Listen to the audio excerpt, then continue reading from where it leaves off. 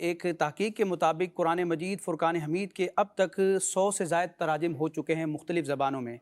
لیکن ان تمام تراجم کو دیکھا جائے اور ان کو ایک پلڑے میں رکھا جائے اور دوسرے پلڑے میں امام اہل سنت اعلیٰ حضرت کے ترجمہ قرآن کنز الایمان، جس کا پورا نام ہے کنز الایمان فی ترجمۃ القرآن، اس کو رکھا جائے تو یہ ترجمہ کنز الایمان اردو اور دیگر زبانوں میں کیے جانے والے تمام تراجم پر فائق ہے،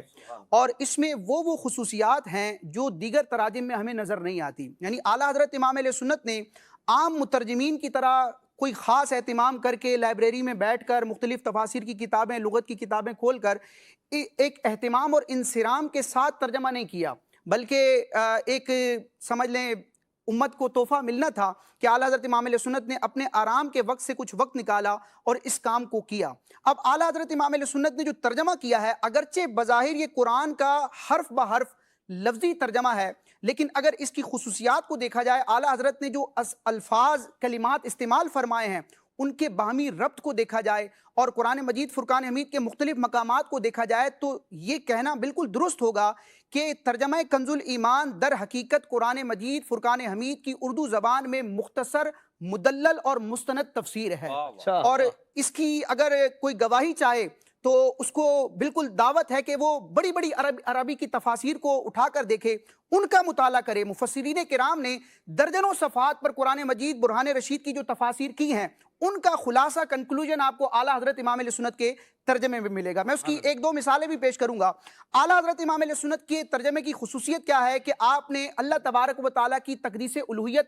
شان الوہیت کا پاس رکھا، اور جہاں جہاں رب تبارک و تعالیٰ کی عظمت کا بیان تھا وہاں پر اعلیٰ حضرت نے اصول اور قواعد کو دیکھتے ہوئے ایسا ترجمہ کیا جو رب کے شایان شان تھا۔ حالانکہ یہ وہ مقامات تھے کہ بڑے بڑے علم کا نام لینے والے جب اس مقام پر آئے تو انہوں نے ٹھوکریں کھائی، خود بھی گمراہ ہوئے اور دوسروں کو بھی انہوں نے گمراہ کیا ترجمہ قرآن کے نام پر۔ پھر نبی پاک علیہ السلام ہو یا دیگر انبیاء ہوں، ان کی جو شان رسالت ہے اور انبیاء کرام کی جو عصمت ہے اس کا لحاظ رکھتے ہوئے، عقیدہ عصمت کو دیکھتے ہوئے اعلیٰ حضرت امام علیہ سنت نے بڑا نپت اللہ اور بڑا محتاط ترجمہ فرمایا۔ اچھا اشفاق بھائی، عربی زبان کی یہ خصوصیت ہے کہ کئی الفاظ ایسے ہوتے ہیں جو بظاہر ہمیں نظر نہیں آتے لیکن وہ کلام میں پوشیدہ ہوتے ہیں، سیاق و سباق سے، کانٹیکسٹ سے ہم اس بات کو سمجھتے ہیں جن کو محذوفات کہا جاتا ہے۔ اعلیٰ حضرت امام علیہ سنت کا ترجمہ کنز الایمان، اور اس کی جب میں نے اس کا مطالعہ کیا تھا بالاستیاب تو درجنوں مثالیں میں نے ایسی دیکھی کہ جن میں اعلیٰ حضرت امام علیہ سنت نے محذوفات کا ترجمہ کیا ہے۔ یعنی آپ کو لفظ قرآن میں متن میں بظاہر نظر نہیں آ رہا لیکن تفسیر کی کتاب کھولیں گے آپ کو وہ لفظ مل جائے گا،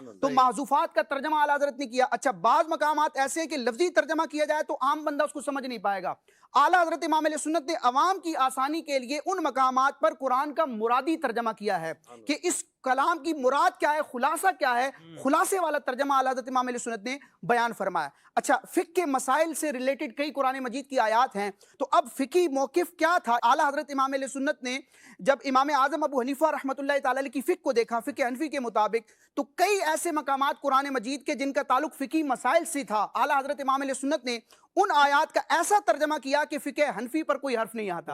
اچھا جی، اسی طرح اعلیٰ حضرت امام علیہ سنت کے ترجمے کی ایک خصوصیت یہ ہے کہ کئی مقامات پر آپ نے تفسیری ترجمہ کیا ہے، یعنی قرآن مجید برہان رشید کی اس آیت مبارکہ کے لفظی ترجمے کے بعد مزید آگے کیا سمجھنا ہے جس کو مفسرین نے لکھا ہے، اعلیٰ حضرت امام علیہ سنت اس کو دو لفظوں میں ترجمے میں بیان فرما دیتے ہیں۔ اچھا قرآن مجید کی بعض آیات ایسی ہیں جن کے بظاہر معنی کسی کو معلوم نہیں ہے، جن کو متشابہات کہا جاتا ہے۔ بعض تو ایسے کلمات ہیں جیسے الف لام میم وغیرہ، اس طرح کے جو مفردات ہیں، حروف مقطعات ہیں، جن کا لفظی معنی بھی کسی کو نہیں معلوم۔ بعض آیات وہ ہیں کہ لفظی ترجمہ اگر کیا جائے تو قرآن کی محکم آیات سے اور قرآن کے اور دین اسلام کے عقائد سے وہ متصادم ہوتی ہیں، بظاہر ان کا ترجمہ اگینسٹ جا رہا ہوتا ہے، عقائد اسلامیہ کے خلاف جا رہا ہوتا ہے، لیکن ان کی بھی ایک تعویل ہے، ان کا بھی ایک معنی ہے، ان کا ترجمہ کرنے کا بھی ایک ڈھنگ ہے۔ اعلیٰ حضرت امام علیہ سنت کے ترجمے کی خصوصیات میں سے ایک خصوصیت یہ ہے کہ متشابہات والے جو مقامات تھے جہاں پر مترجمین نے ٹھوکریں کھائیں، رب تبارک و تعالیٰ کی شان میں ایسے الفاظ لکھ دیے معاذ اللہ جو اللہ تعالیٰ کے شان کے لائق نہ تھے، لیکن اعلیٰ حضرت امام علیہ سنت نے ان مقامات پر متشابہات کا شاندار ترجمہ فرمایا۔